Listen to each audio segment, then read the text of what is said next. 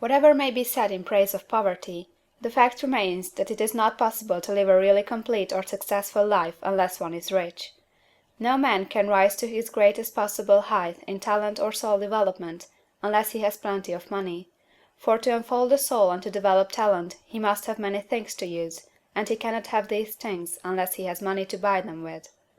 A man develops in mind, soul, and body by making use of things, and society is so organized that man must have money in order to become the possessor of things. Therefore, the basis of all advancement for man must be the science of getting rich. The object of all life is development, and everything that lives has an inalienable right to all the development it is capable of attaining. Man's right to life means his right to have the free and unrestricted use of all the things which may be necessary to his fullest mental, spiritual, and physical unfoldment, or, in other words, his right to be rich. In this book, I shall not speak of riches in a figurative way. To be really rich does not mean to be satisfied or contented with a little.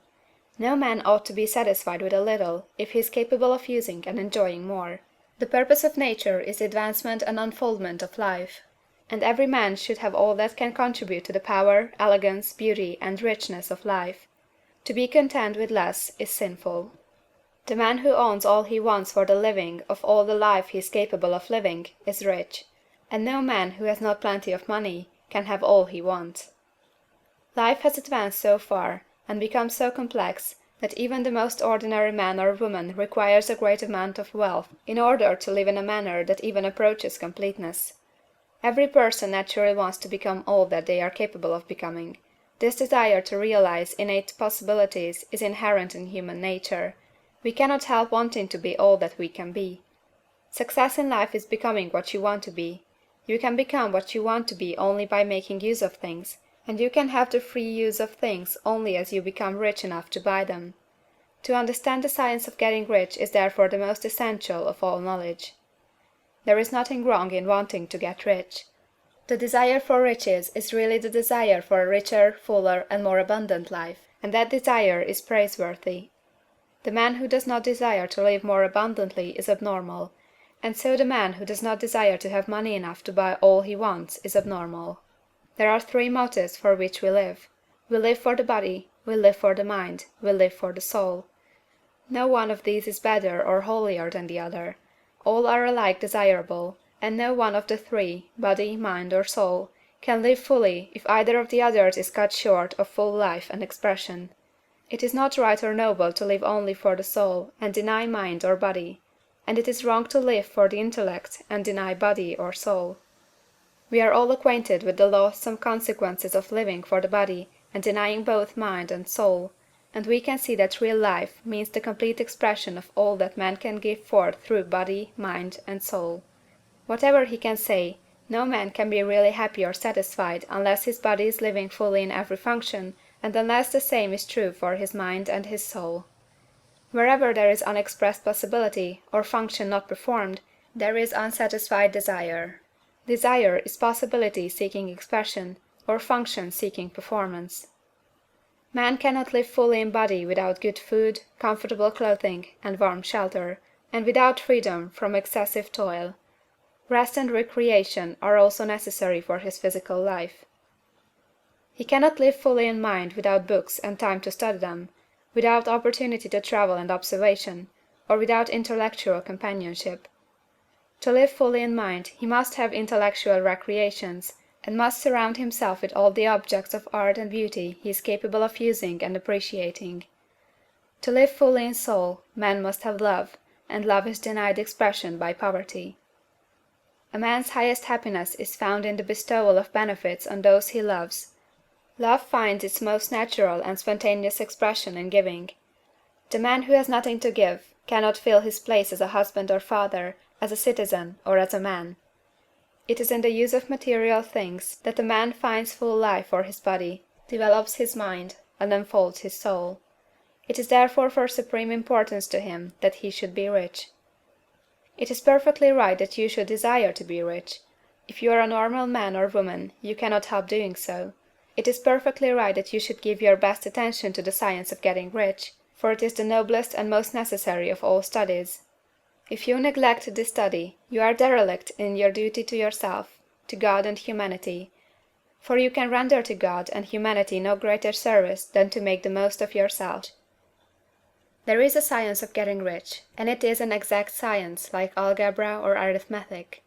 There are certain laws which govern the process of acquiring riches. Once these laws are learned and obeyed by any man, he will get rich with mathematical certainty. The ownership of money and property comes as a result of doing things in a certain way. Those who do things in this certain way, whether on purpose or accidentally, get rich, while those who do not do things in this certain way, no matter how hard they work, or how able they are, remain poor. It is a natural law that like causes always produce like effects, and therefore any man or woman who learns to do things in this certain way will infallibly get rich. That the above statement is true is shown by the following facts. Getting rich is not a matter of environment, for, if it were, all the people in certain neighborhoods would become wealthy, the people of one city would be all rich, while those of other towns would all be poor, or the inhabitants of one state would roll in wealth, while those of an adjoining state would be in poverty. But everywhere we see rich and poor living side by side, in the same environment, and often engaged in the same vocations. When two men are in the same locality and in the same business, and one gets rich while the other remains poor, it shows that getting rich is not primarily a matter of environment. Some environments may be more favorable than others, but when two men in the same business are in the same neighborhood, and one gets rich while the other fails, it indicates that getting rich is a result of doing things in a certain way. And further, the ability to do things in this certain way is not due solely to the possession of talent, for many people who have great talent remain poor, while others who have very little talent get rich. Studying the people who have got rich, we find that they are an average lot in all respects, having no greater talents or abilities than other men. It is evident that they do not get rich because they possess talents or abilities that other men have not, but because they happen to do things in a certain way. Getting rich is not the result of saving or thrift. Many very penurious people are poor, while free spenders often get rich. Nor is getting rich due to doing things which others fail to do, for two men in the same business often do almost exactly the same things, and one gets rich while the other remains poor or becomes bankrupt. From all these things, we must come to the conclusion that getting rich is the result of doing things in a certain way. If getting rich is the result of doing things in a certain way, and if like causes always produce like effects, then any man or woman who can do things in that way can become rich, and the whole matter is brought within the domain of exact science. The question arises here, whether this certain way may not be so difficult that only a few may follow it. This cannot be true, as we have seen, so far as natural ability is concerned. Talented people get rich, and blockheads get rich. Intellectually brilliant people get rich, and very stupid people get rich. Physically strong people get rich, and weak and sickly people get rich. Some degree of ability to think and understand is, of course, essential. But in so far natural ability is concerned, any man or woman who has sense enough to read and understand these words can certainly get rich. Also, we have seen that it is not a matter of environment. Location counts for something. One would not go to the heart of the Sahara and expect to do successful business. Getting rich involves the necessity of dealing with men, and of being where there are people to deal with. And if these people are inclined to deal in the way you want to deal, so much the better. But that is about as far as environment goes. If anybody else in your town can get rich, so can you. And if anybody else in your state can get rich, so can you. Again, it is not a matter of choosing some particular business or profession. People get rich in every business and in every profession, while their next-door neighbors on the same vocation remain in poverty. It is true that you will do best in a business which you like, and which is congenial to you. And if you have certain talents which are well developed, you will do best in a business which calls for the exercise of those talents. Also, you will do best in a business which is suited to your locality. An ice cream parlor would do better in a warm climate than in Greenland, and a salmon fishery would succeed better in the Northwest than in Florida, where there are no salmon. But, aside from these general limitations, getting rich is not dependent upon your engaging in some particular business, but upon your learning to do things in a certain way. If you are now in business and everybody else in your locality is getting rich in the same business while you are not getting rich, it is because you are not doing things in the same way that the other person is doing them. No one is prevented from getting rich by lack of capital.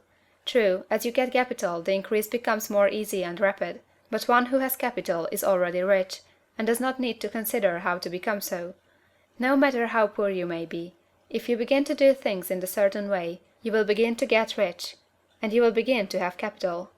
The getting of capital is a part of the process of getting rich, and it is a part of the result which invariably follows the doing of things in a certain way. You may be the poorest man on the continent, and be deeply in debt. You may have neither friends, influence, nor resources, but if you begin to do things in this way, you must infallibly begin to get rich, for like causes must produce like effects. If you have no capital, you can get capital. If you are in the wrong business, you can get into the right business. If you are in the wrong location, you can go to the right location, and you can do so by beginning in your present business and in your present location to do things in the certain way which causes success.